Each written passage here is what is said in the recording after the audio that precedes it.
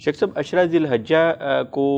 بہتر اور ان سے فائدہ حاصل کرنے کی بات ہو رہی تھی، تو ہم دیکھتے ہیں بہت سارے لوگ قربانی کا جانور خریدتے ہیں، پھر اس کی نمود و نمائش سوشل میڈیا پہ اور پوری اپنی ان قیمتی دنوں کے اندر پورا وقت ہی وہ اس چیز میں گزار دیتے ہیں۔ تو اس حوالے سے کہ قربانی کے جانور کی دیکھ بھال، لوگ اس کی حفاظت اور اس کو کھانا پلانا، یہ ساری چیزیں، اس میں کس حد تک ہمیں درس اور سبق ہے کہ ہم اتنا کر سکتے ہیں اور اتنا ہمیں لحاظ رکھنا چاہیے؟ اس کے لیے جو ہے کچھ وقت تو خیر دینا یہ مطلوب ہے۔ جی مثلا قربانی خریدی جائے، خریدنے پر وقت لگے گا، جی اس کو خرید کر بعد میں اس کو موٹا کرنا، یعنی اس کو اچھے طریقے سے چارہ دینا اور بھی چیزیں کھلانا تاکہ جانور زیادہ موٹا ہو جائے، یہ تو مطلوب ہے، اس کی خدمت کرنا یعنی جانور کی۔ تو لیکن اس طرح جو ہے وہ کوئی شرعی طور پر مطلوب نہیں ہے کہ آدمی سارا وقت جو ہے اسی پر ہی لگا دے، بلکہ دیگر کو بھی نیکی کے کام کرنے چاہیے۔ یہ بھی ایسے نیکی ہے کہ ایک آدمی اللہ کے حکم کی تعمیل کے لیے، اللہ کی فرمانبرداری کے لیے جانور خریدتا ہے، اس کو سنبھالتا ہے، پالتا ہے، اس کی خدمت کرتا ہے، موٹا کرتا ہے تاکہ اس کا اجر و ثواب زیادہ ملے۔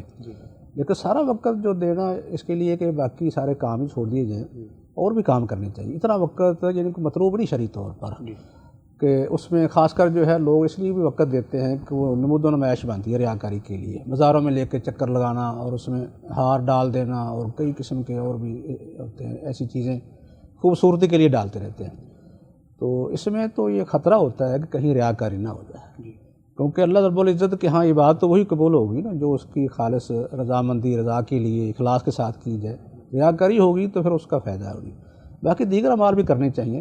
کہ اس میں ہر قسم کا عمل اللہ کو زیادہ محبوب ہے ان دنوں میں، اس لیے اور بھی کاموں پر وقت دینا۔ نیکی کام بے شمار ہیں، لوگوں پر صدقہ کرنا، ان سے ہمدردی کرنا، جیسے کہ ابھی شیخ فرما رہے تھے، صلہ رحمی کرنا، کسی کو مشکل سے نکال دینا، کسی کا قرض اتار دینا،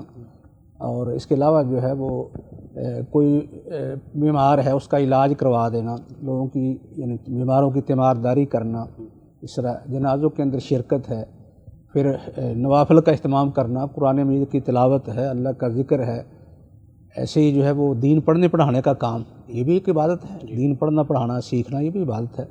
اسی لیے دیگر عبادات پر بھی وقت لگانا چاہیے، کیونکہ 10 دنوں کا مقصد صرف ایک قربانی نہیں بلکہ سارے کام جو ہے ان کو ایک ساتھ لے کر چلنا ہے۔ قربانی اور اعمال میں سے ایک بڑا عمل ضرور ہے جو 10ویں تاریخ کو ادا کیا جاتا ہے، لیکن باقی کا بھی اہتمام ذرا اس کا لحاظ رکھنا چاہیے۔ جی ٹھیک ہے۔